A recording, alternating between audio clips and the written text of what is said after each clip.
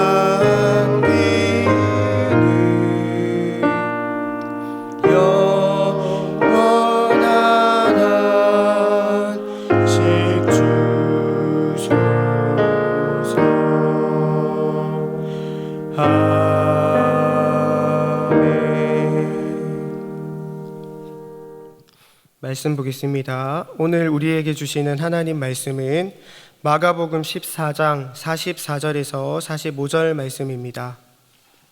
신약성경 81면입니다. 다 같이 합독하겠습니다. 예수를 파는 자가 이미 그들과 군호를 짜 가로되 내가 입맞추는 자가 그이니 그를 잡아 단단히 끌어가라 하였는지라. 곧 예수께 나와 랍비여 하고 입을 맞추니. 아멘. 지난 봄에 부부의 세계라는 드라마가 높은 시청률을 기록하며 이슈가 되었습니다. 드라마의 내용은 불륜과 복수에 대한 이야기입니다. 아내 몰래 불륜을 저지르던 남편이 친구와 대화를 하면서 이런 말을 합니다. 내가 미치겠는 건 두 사람을 동시에 사랑한다는 거야. 불륜남이 했던 이 대사가 명대사 또는 망언이라고 불리며 많은 사람들의 관심을 받았습니다. 두 사람을 사랑하는 것은 사랑이 아닙니다. 그냥 불륜이고 양다리입니다. 자기 혼자 사랑이라고 착각하는 것뿐입니다. 부부는 소위 검은 머리가 팥뿌리가 되도록 상대방만 사랑하겠다고 약속 위에 세워졌기 때문에 배우자가 아닌 다른 사람에게 한눈을 팔면 그때부터 부부의 진정성은 금이 가고 깨집니다. 지난 5월 25일 미국에서 백인 경찰이 흑인 남성을 과잉 진압하다가 사망하는 사건이 발생했습니다. 경찰은 체포 과정에서 흑인 남성 조지 플로이드의 목을 9분 동안 무릎으로 눌렀습니다. 프로이드는 숨을 쉴 수 없다며 고통을 호소하다가 의식을 잃었고 결국 사망하였습니다.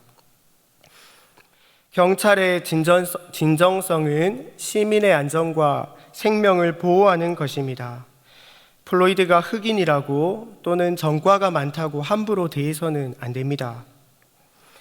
우리는 진정성을 상실한 시대를 살아가고 있습니다. 사람들은 서로를 잘 믿지 않습니다.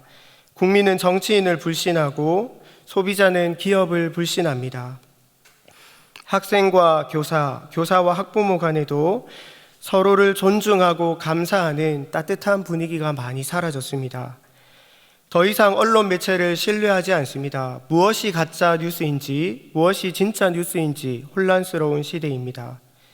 뿐만 아니라 세상은 교회를 신뢰하지 않습니다. 심지어 가족이나 부부 사이에도 서로에 대한 진정성과 믿음을 저버리고 깨어지는 경우가 너무 많습니다.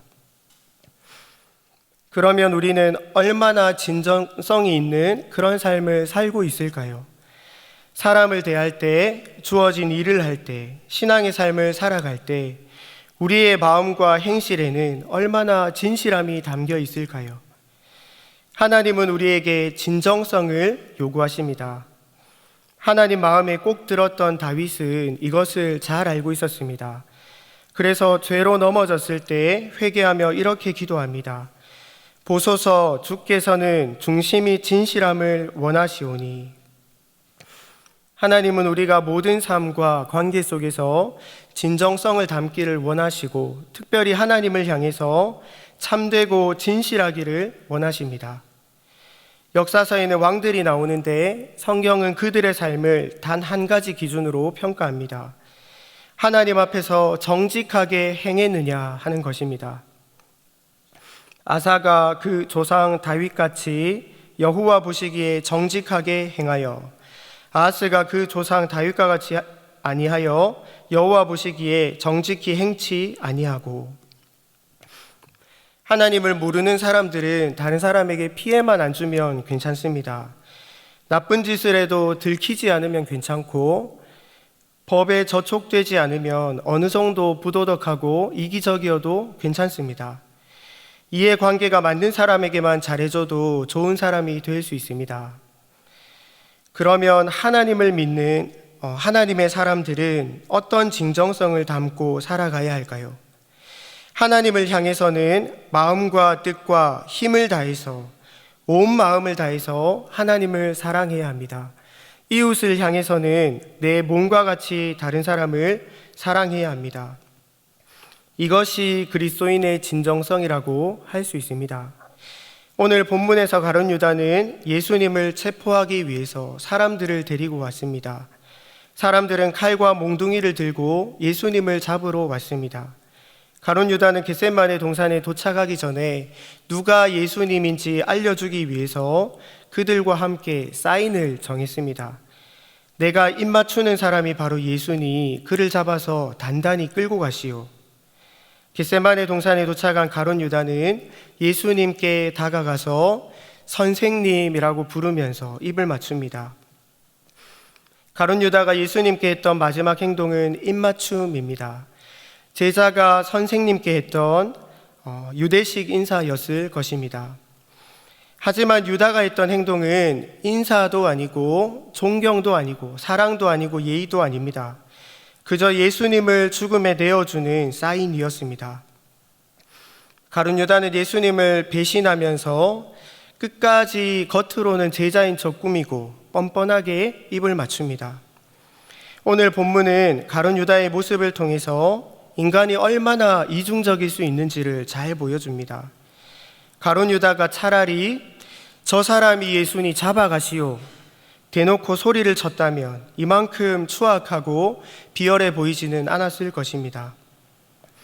가룟 유다는 예수님을 향한 진정성이라고는 1도 없는 너무나 이중적이고 위선적인 모습을 보여주고 있습니다. 우리는 가룟 유다를 반면교사 삼아서 나를 돌아보고 신앙의 진정성을 회복할 수 있어야 합니다. 우리의 신앙이 참되고 진실하려면 어떻게 해야 할까요? 먼저 은혜 받은 만큼 변화되어야 합니다.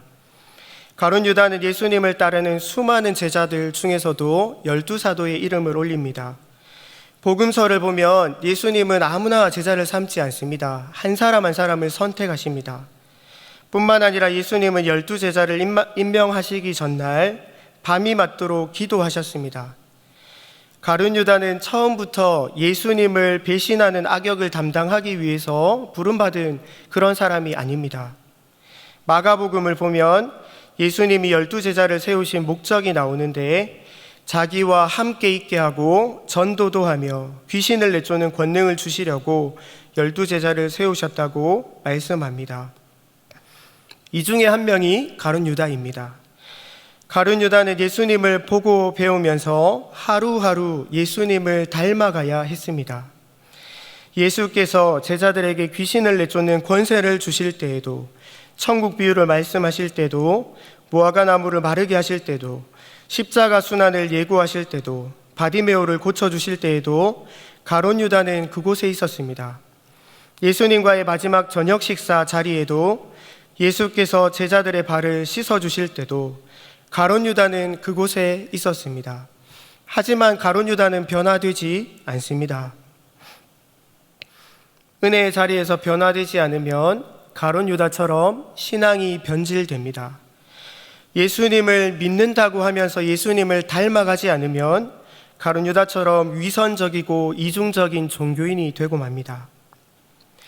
우리가 은혜를 받았다면 변화되어야 합니다. 우리가 하나님 자녀라면 매일매일 거룩을 이루어가는 성화의 삶을 살아가야 합니다.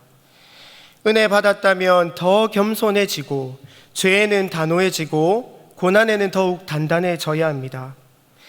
예수님을 닮아가는 것이 성화이고 신앙의 진정성인데 가룟 유다는 성화가 아니라 위선을 선택했습니다.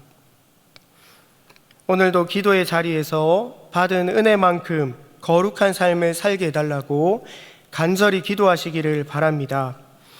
우리의 신앙이 참되고 진실하기 위해서 두 번째로 불순한 마음을 버려야 합니다. 가룟 유다는 대제사장을 찾아가서 예수를 내어줄 테니 얼마를 주겠느냐고 물어봅니다. 그리고 은 30을 받고 예수님을 배신합니다. 가룟 유다는 예수님을 내어주면서 자리를 구하지 않습니다. 서운한 게 있어서 예수님을 배신한 것이 아닙니다. 예수님을 내어주면서 돈을 요구합니다. 베다니에서 마리아가 비싼 향유를 예수님께 부을 때 가룟 유다가 300데나리온으로 향유를 팔아서 가난한 자들에게 주지 않느냐고 말합니다. 요한복음은 가룟 유다가 이렇게 말한 것은 가난한 자들을 생각해서 한 말이 아니라 그가 돈꾀를 맡았고 돈을 훔쳐갔기 때문이라고 말씀합니다.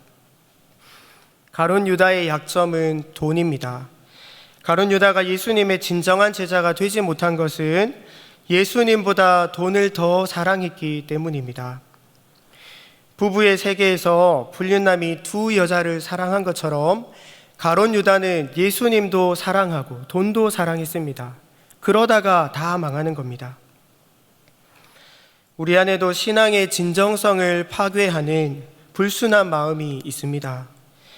진정한 경찰이 되려면 인종차별하는 마음을 없애야 하는 것처럼, 그렇게 하면 안 되는 것처럼 우리 안에 있는 불순한 마음을 다 버려야 합니다. 그것이 돈일 수 있고 관계일 수 있고 자존심일 수 있습니다. 명예일 수 있습니다. 세상 자랑이나 세상 욕심일 수 있습니다. 끊지 못하는 죄일 수도 있습니다. 이 시간 내 안에 불순한 마음을 정직하게 고백하고 십자가 밑에 다 내려놓고 진정한 신앙을 회복하는 기도의 시간이 되시기를 축복합니다. 말씀 맺겠습니다. 우리는 삶의 모든 영역 속에서 진정성을 담아야 합니다. 배우자를 대할 때, 자녀를 대할 때, 주어진 일을 하고 사람을 만날 때에도 진실해야 합니다. 진정성이 무엇인지 늘 고민하고 우리 자신을 돌아봐야 합니다. 특별히 진정성을 담아서 신앙생활을 해야 합니다. 코로나19가 신앙생활을 더 어렵게 만들고 있습니다. 이럴 때일수록 더 간절한 마음으로 은혜의 자리에 나와서 은혜 받고 더 거룩한 삶을 붙들고 살아가야 합니다. 온 마음을 다해 하나님 사랑하고 모든 불순한 마음을 버리고 진실한 신앙의 삶을 살아가시는 모든 성도님들이 되시기를 축복합니다. 다 함께 기도문을 읽고 기도하시겠습니다. 하나님 아버지, 우리는 연약하여서 쉽게 은혜를 잊어버리고 죄와 유혹에 넘어집니다. 우리의 이중적이고 위선적인 모습을 용서해 주옵소서. 참되고 진실하게 하나님을 신앙하게 하옵소서. 삶의 모든 영역 속에서 빛의 자녀답게 진실한 삶을 살도록 힘과 은혜를 주옵소서. 함께 기도하겠습니다. 하나님 아버지, 이 시간도 우리를 은혜의 자리로 불러주셔서 감사합니다. 우리는 너무나 연약하고 우리 안에 죄된 본성이 있어서 너무 쉽게 무너지고 우리의 신앙이 변질됩니다. 우리의 마음이 나빠집니다. 하나님, 이 시간 우리의 이중성과 지독한 죄와 모든 위선들을 하나님 앞에 고백하오니 우리의 모든 죄를 용서하여 주시고 정결케 하여 주시고 우리 안에 정말 하나님을 향한 온 마음 다해 하나님 사랑하는 그런 신앙의 진정성이 회복될 수 있도록 은혜를 베풀어 주옵소서. 가정에서, 직장에서, 우리의 삶의 모든 영역 속에서 진정성을 담아 살아갈 수 있도록 하나님 아버지, 우리에게 깨달음을 주시고 지혜를 주시고 은혜를 베풀어 주옵소서. 하나님의 마음을 부어 주옵소서. 하나님 아버지, 오늘도 우리를 예배의 자리, 은혜의 자리로 인도해 주셔서 감사합니다. 말씀 듣고 기도하는 이 시간, 성령께서 우리의 거친 마음을 만져주시고 불순한 마음을 정결케 하여 주옵소서. 진정한 신앙의 삶을 살아가게 하여 주옵소서. 사랑하는 담임 목사님의 영육을 강건케 붙들어 주시고 건강과 가정을 지켜 주옵소서. 코로나 시대에 우리 교회를 잘 이끌어 가시도록 지혜를 주시고 성령 충만을 주시기를 간절히 기도합니다. 우리 주 예수 그리스도의 이름으로 기도드립니다. 아멘. 계속해서 담임 목사님과 교회 그리고 나라와 민족 선교사님을 위해 기도하시고 예배를 마무리해 주시기 바랍니다.